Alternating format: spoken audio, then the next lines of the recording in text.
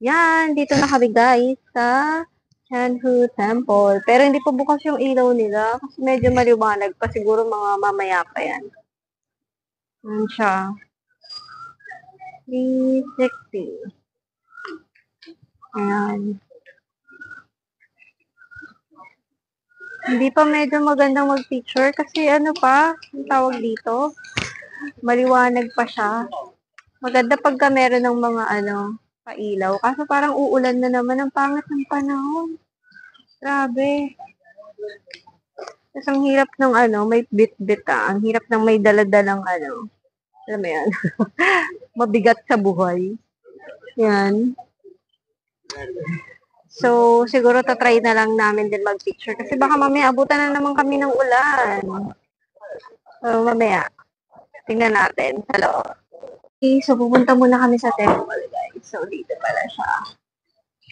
Ayan, dito daw yung way sa second floor. This way to temple, second floor. Ito pala yung history niya, guys. History okay. So, ito yung baba niya, guys. Yung itsura sa baba. See? Malaki siya. And then, usually, may pwedeng wedding sa baba din. Ganda. You know, pero hinahabol ko sa sana yung maganda mag-picture ng gabi. Yung maliwanag siya. Guys, CCR ako. Wait lang, guys. CCR ako. Grabe, tinitiis ko to kanina pa. Ito siya, guys, sa taas, sa second floor, yung view. Yan. Madaming nagpapapicture dito. Actually, madaming tao. Pero maganda dito kapag may ilaw na ng gabi. Yan o.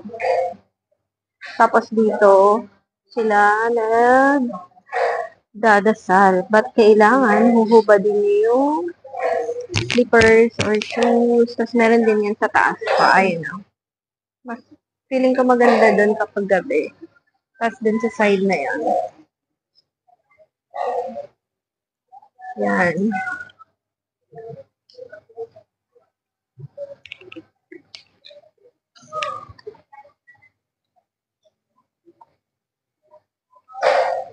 Siya, guys. O, diba? Maganda yung sa loob niya.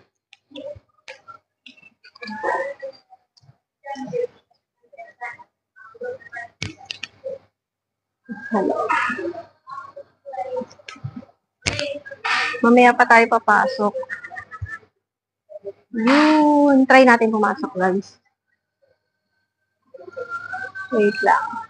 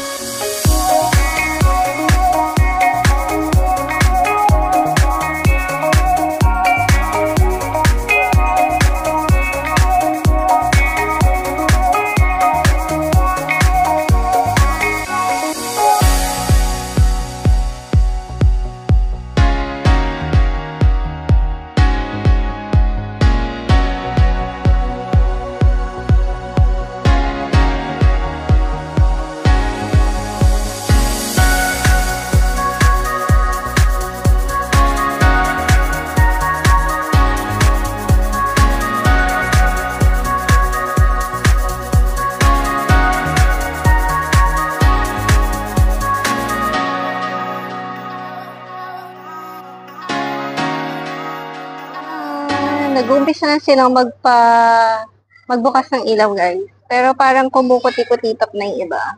Hindi ko alam kung pundido lang sila. Sana dito, oh, buksan. Yan, yung part na yan. But yun, inantay talaga namin yung ilaw kasi mas maganda mag-picture kapag kabukas yung ilaw nila. Ayan siya. Tapos meron din ulit ano dito. Ba to? What do you call this? Pabil. Ano ba? Yan na. Yung part na to. Okay. So, pwede ka umupo dyan.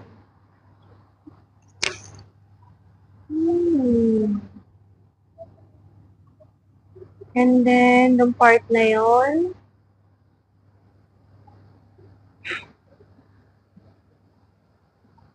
yun lang guys. So, magpipicture muna siguro kami. Pag binuksan na yung lahat ng ilaw. But so far, yan lang naman yung makikita dito sa Changi Temple.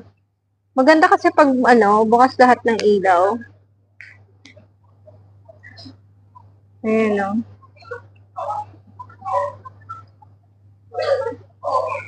Sometimes. Lang, dilim na guys. Kikita niyo yung ayun yung Menara Tower. Ayun, no? Ayun siya, oh. Grabe. Oh, ang dilim na doon. Parang babagsak na naman yung ulan. Tsaka yan din yung isa sa tallest building. Yan.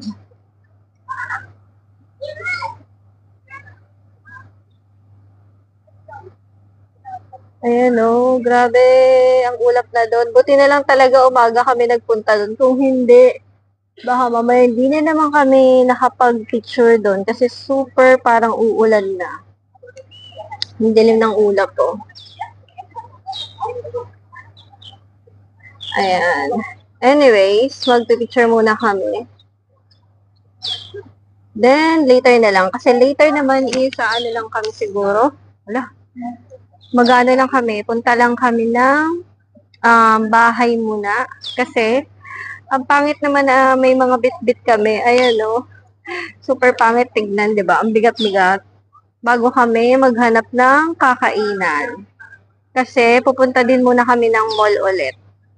Tapos, pagdating mamaya ng bahay, magliligpit na kami.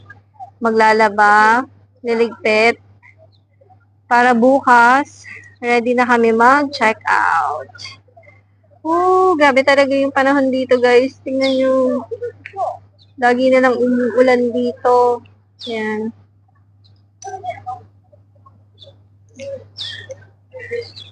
Alright, so putulin ko muna dito, guys. Later na lang.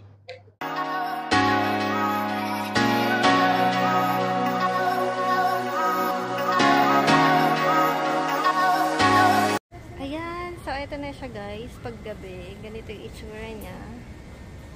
Wait lang, kasi may magpapapicture. Sasama ko na siya sa video. Pero ganyan siya paggabi. Ayan o, maliwanag. Oh, ganda. Ayan, naka-order na kami guys. After 10 years, grabe. Ang hirap pala dito sa Mayana, sa may parang local food ano nila. Ang tawag dito is yung NZ Curry House. Ang hirap umorder. Ang haba ng pila, pero ang daming tao dito. So, dito na kami nag-dinner. Di na kami aabot sa mall kasi. Hindi na rin kami nakabili ng pinapabili sa amin. But, pakita ko sa inyo yung in-order namin. So, ang ano dito, so order ka muna, tapos later ka pa magbabayad.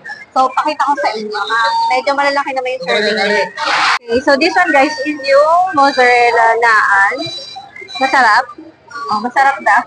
And then yan, my favorite, that's called ayam curry. It's just chicken curry, pero mas masarap yung chicken curry nila kaysa sa Manila. Then, french fries. Kasi gusto niya ng french fries. Anyways, malaki naman yung serving nila. And then, this one is yung favorite ko. So, in order ko siya, sabi ko yung spicy. But I'm not sure kung, dito kung masarap pa siya, hindi ko siya natikman. So, para lang tong, ano ba yun? Yung parang spaghetti something yung, niya, yung ginamit na pansit sa kanya. Tapos meron siya mga mushroom, mga gano'n. Iba yung itsura niya compared dun sa in-order ko sa yung sa restaurant din sa may mall. So, huhusgahan muna natin. And then this one is a watermelon, this drink. And then that one is pineapple. So, ganito yung yung itsura dito sa restaurant, ganyan. So, this is very local. Local restaurant siya. Madami naman kumakain dito, even tourists. Ganyan. So, order-order ka lang kasi saka ka pa magbabayad later. Pwede naman ngayon or later. Ganyan. Anyways, nakain na kami. Ayan guys. So, husgahan na natin ang food. Sorry, meron kasi nag-chat sa akin na tourist din siya dito sa Malaysia. From Morocco siya. Actually, nung parang ilang araw na siya nag-chat sa akin, pero hindi ko siya pinansin. Akala ko kasi parang scammer. So, hindi ko siya pinansin. Kasi pag mga gano'n, nakakatakot, diba? So, hindi ko siya pinansin. But, ayun, apparently, pala siya, tourist din siya dito. Tapos, yung flight back niya daw ng China is sa first din. So, mag-New Year lang din siya dito. Tapos, estudyante kasi siya. And then, nakapunta siya guys dun sa Pink Mosque. Pero sabi niya, hindi daw dun masyadong worth it. Tapos medyo mas malayo. Yung Blue Mosque daw, mas okay. Pero parang sabi niya, Masjid Jamek lang yun eh. Tamad na mag-visit ng mga mosque. Parang naman, hindi naman namin naiintindihan kung ano yung mga gagawin nila. But yun, sana pala sinat ko sa nakaraan, para at least, diba, mayroon kami kasamang nag-tour na lang. Pero hindi pa siya nakapunta ng Genting Highland, sabi niya. Try niya daw bukas. Pero yung ibang mga pinuntahan namin, napuntahan niya natin. So, it's a Thai lang, guys. Kung hindi pa kami nakapunta sa mosque, hindi rin siya nakapunta ng Genting Highlands, di ba? Yung sa may temple lang. Ang sabi niya, mag-visit daw siya ng Philippines mga next year. Ang sabi ko sa kanya, ikat niya ako pag pupunta siya doon. So, sabi niya, balak na din na bumalik ulit dito sa Malaysia. Sabi ko gusto ko din, pero malamang sa feeling na yung may parang, kung gusto mo yung mga tropical place, yun, doon, maganda sa feeling. Next guys, yung favorite ko, pansit. Ayan, ganyan yung itsura niya, diba? May meat naman siya, may meat. Ayan.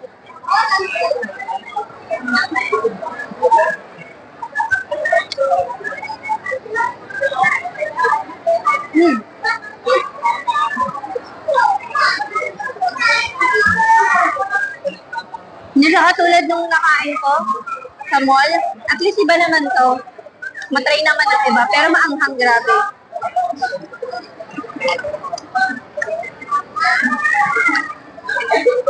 Sa bagay, di ba? Sabi ko nga maanghang. Ni-request ko. Tapos ito siya is para sa yung ginagamit sa shawarma. May cheese. Tapos yung sausawan niya is ito. Yan.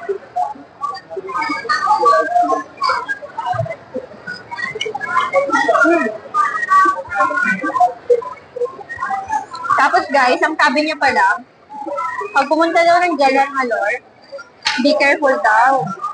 Dahil sa mga bags and cellphone. Tapos sabi niya daw, ingat lang sa mga diba, may mag-o-offer ng tamang daan. Kasi pag daw manghihingi ng pera, gano'n. Sabi niya, pag umaga daw, wala namang mapupuntahan sa Jalan Alor. Kailangan daw gabi talaga. Okay, titikman ko yung curry.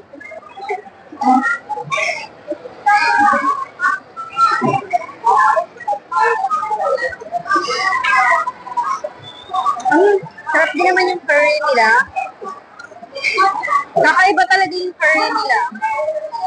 I mean, ako pag nagluto ako ng curry, gatas, patatas, pineapple, gano'n. Yung curry nila dito, iba yung lasa. Hindi ko alam kung bakit. Tapos super spicy niya. Sarap. Ito masarap din. Yung ano nga ulit to?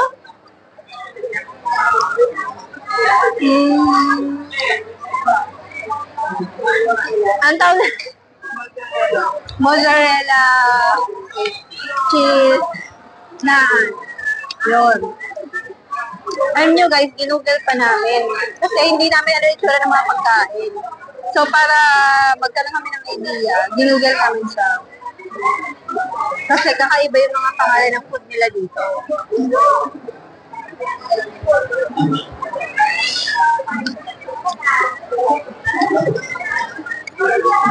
Yung biryani, sabi ng taxi driver before, try daw namin. Kaso kasi parang ang hirap bumili ng biryani dito, parang mas better pa na bumili ka lang sa mall.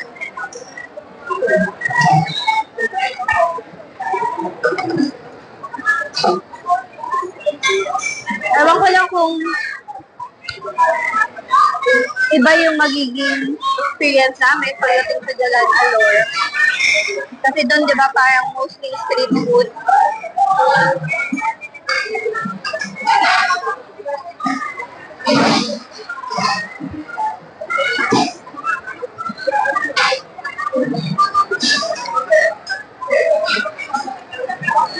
Tapos naalala ko, may place kami na hindi napuntahan pala sa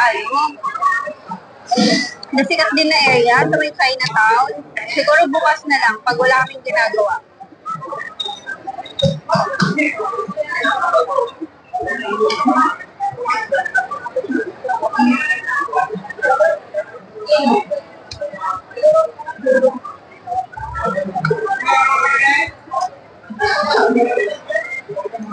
Hindi ko rin sa usahin yung price doon. Nasa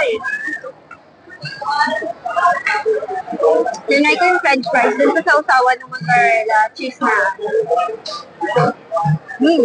Half din naman siya.